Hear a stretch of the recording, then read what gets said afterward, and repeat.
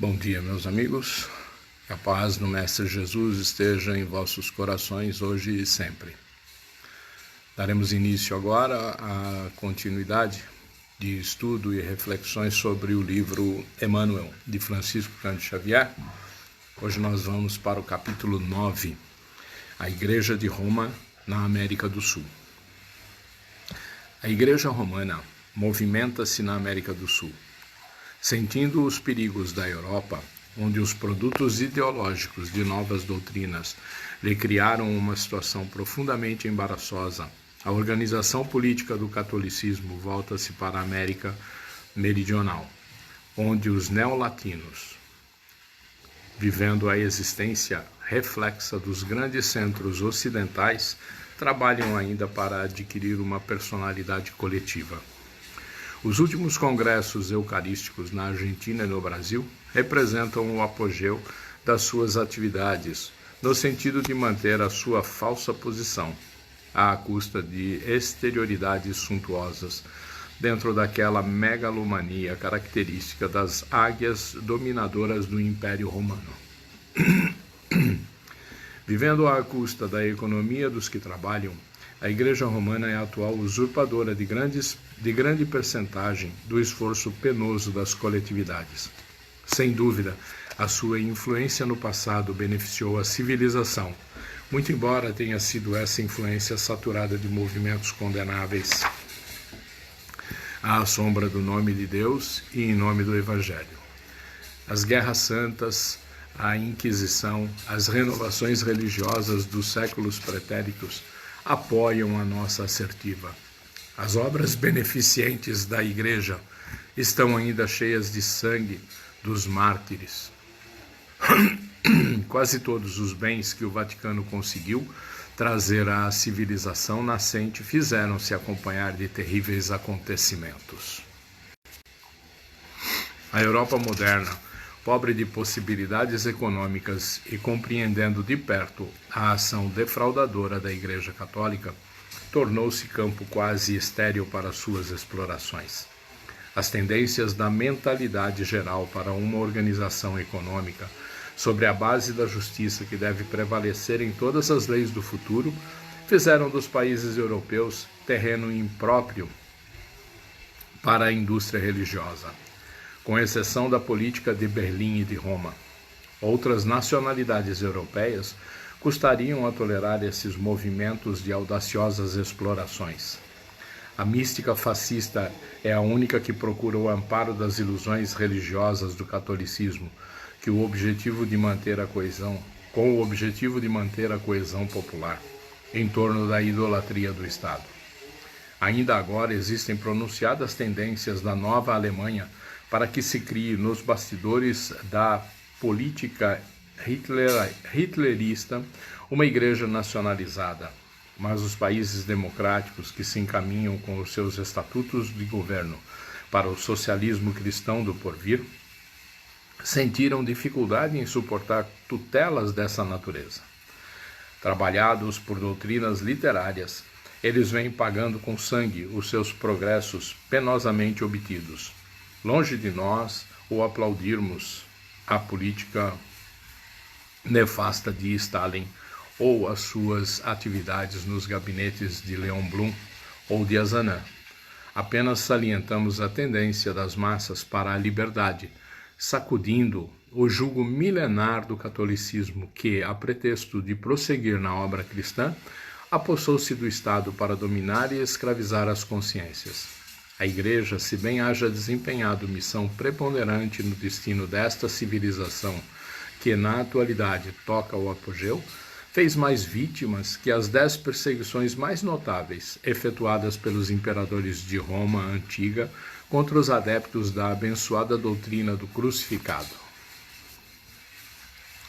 Integrada no conhecimento dessas grandes verdades, é que a Europa de agora se apresenta como um campo perigoso para as grandes concentrações católicas, e os sacerdotes romanos, que, com escassas exceções, desempenham as suas funções dentro do automatismo de sibaritas, bem compreendem que a visão dos seus faustos e de suas grandezas assulam o instinto terrível das massas, trabalhadas pelas necessidades mais duras, reconhecendo intimamente que a sua igreja tem favorecido, de modo extraordinário, os movimentos homicidas dos extremismos da atualidade, cujas lutas nefastas vêm amargurando a alma dos povos.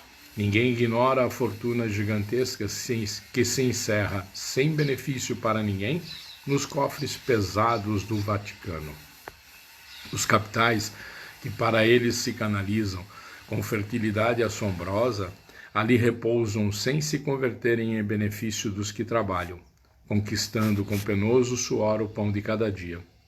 Os milhões de liras que ali se arquivam, em detrimento da economia de todas as classes que produzem, têm apenas uma utilidade, que é a do engrandecimento da obra santuária dos humildes continuadores de Jesus. Enquanto há fome e desolação no mundo, sua santidade distribui bênçãos e títulos nobiliárquicos compensados com os mais pingues tributos de ouro. As canonizações custam verdadeiras fortunas aos países católicos. Para que a França conseguisse o altar para a sua heroína de Dom Remy, muitos milhares de francos foram arrancados à economia popular. A América do Sul ainda não conseguiu alguns santos do Vaticano, em virtude da sua carência de recursos financeiros à consecução de tal projeto. Enquanto o Vaticano se entende com o Quirinal sobre as mais pesadas somas de ouro destinadas a atividades guerreiras, os padres se reúnem e falam de paz. Enquanto Pio XI se debruça nos seus ricos apartamentos, passeando pelas suas galerias de arte de todos os séculos e pelas suas vastas bibliotecas, exibindo a imagem do crucificado nas suas sandálias, ou entregando-se ao repouso no Castel Gandolfo, há criaturas morrendo à míngua de trabalho, entregues a toda sorte de misérias e de vicissitudes. Inspirando-se na inteligência de Leão XIII, que deixou a sua Rerum Novarum como alto documento político da conciliação das classes proletárias e capitalistas, Pio XI publicou a sua 40º ano, tentando estabelecer barreira às doutrinas novas que vêm pôr em xeque a falsa posição da Igreja Católica. Alguns países vêm inspirando-se nessas bulas pontifícias para a criação de dispositivos constitucionais aptos a manter o equilíbrio social. Todavia, importa considerar que a Igreja é impotente e suspeita para tratar dos interesses dos povos. Na sua situação parasitária, não pode falar aos que trabalham e sofrem, aprendendo nas experiências mais dolorosas da vida.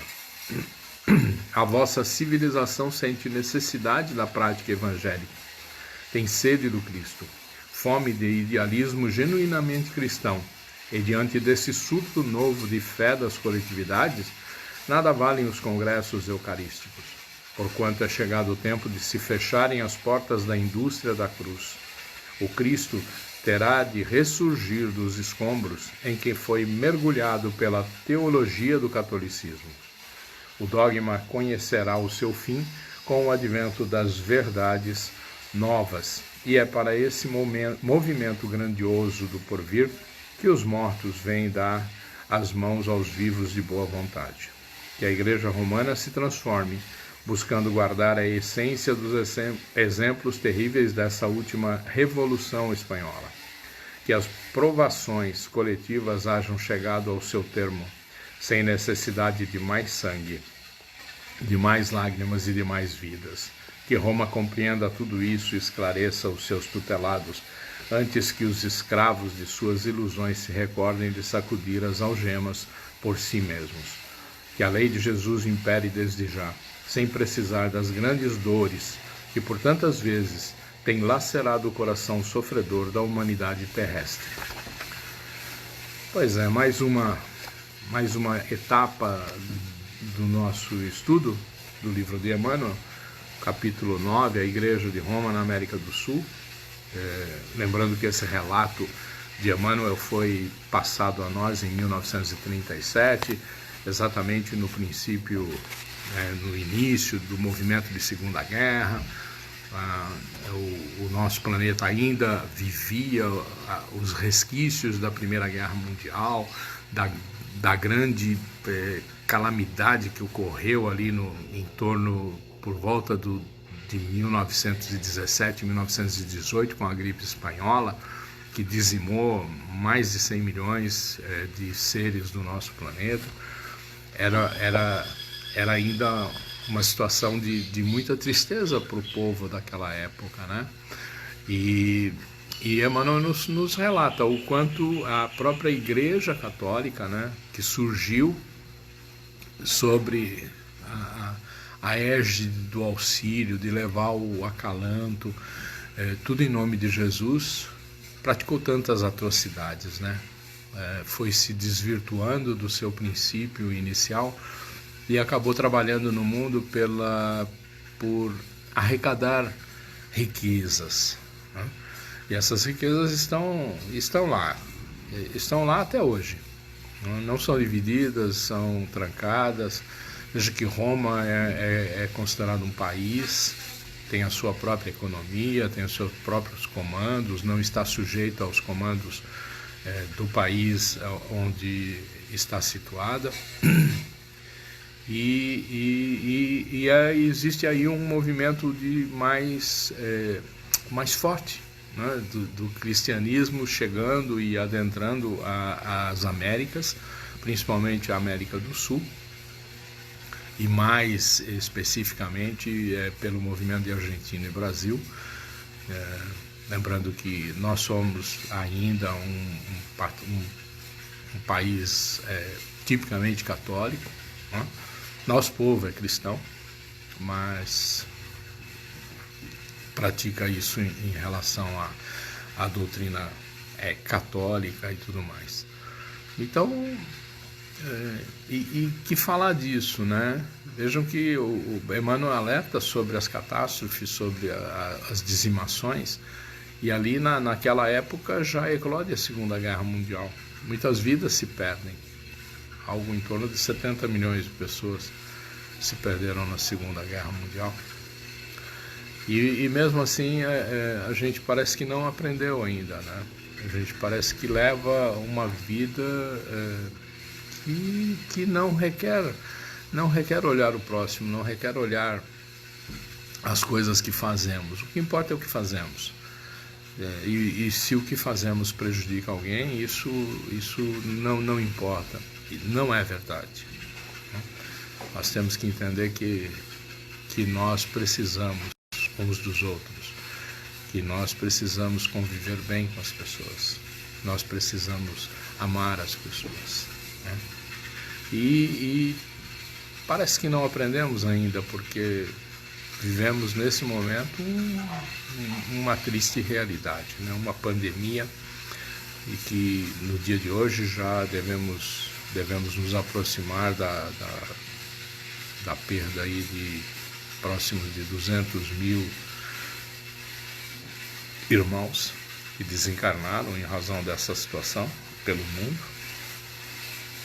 e que não deve parar ainda.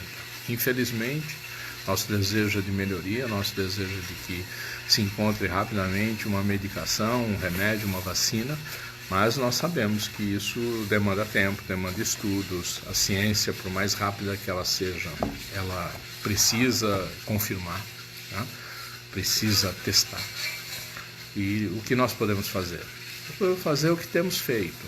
Nós podemos buscar manter a nossa paz, buscar manter a nossa paciência, a nossa tolerância, principalmente porque estamos agora vivendo muito mais próximos dos nossos, que são aqueles que são mais difíceis.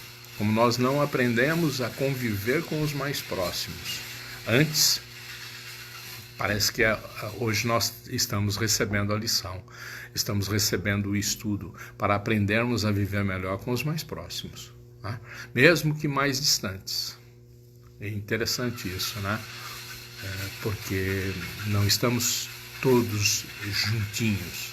estamos a família mais próxima, a outra família está um pouco mais distante. Mas como disse que o que nós precisamos aprender é a viver com aqueles que nos são mais próximos, são aqueles que estão dentro de nosso lar. Esse é um grande momento, porque nós estamos vendo famílias ficando juntas durante 24 horas, o que não é fácil, né? Precisamos aprender a respeitar, precisamos aprender a entender a nossa esposa, o nosso esposo, nosso filho, a nossa filha, precisamos entender nosso pai, nossa mãe. É um grande exercício de amor, é um grande exercício de humildade, é um grande exercício de fraternidade. Não entendam, a fraternidade, ela não é mundial, ela é local. A fraternidade precisa existir dentro do nosso lar. Senão nós não conseguimos ser fraternos àqueles que nos rodeiam fora do nosso lar. A lição de amanhã fica aí pra gente, o capítulo 10, e ele fala as pretensões católicas. Vamos ver o que Emmanuel nos coloca como ensinamento, como até mesmo aspecto histórico, né? Dentro da nossa do cristianismo. E eu espero contar com vocês mais uma vez, agradecendo aqueles que estiveram conosco, né? O pessoal está aí, está dando um bom dia a todos, que a paz do Mestre Jesus envolva cada um de vocês. Saudade é imensa, saibam disso, é imensa, mas nós precisamos continuar fazendo a nossa parte, precisamos continuar contribuindo para que a expansão desse vírus seja a menor possível, com o menor impacto possível. Por isso estamos aí e continuamos firmes. Estamos juntos. Fiquem com Deus. Até amanhã. Grande abraço.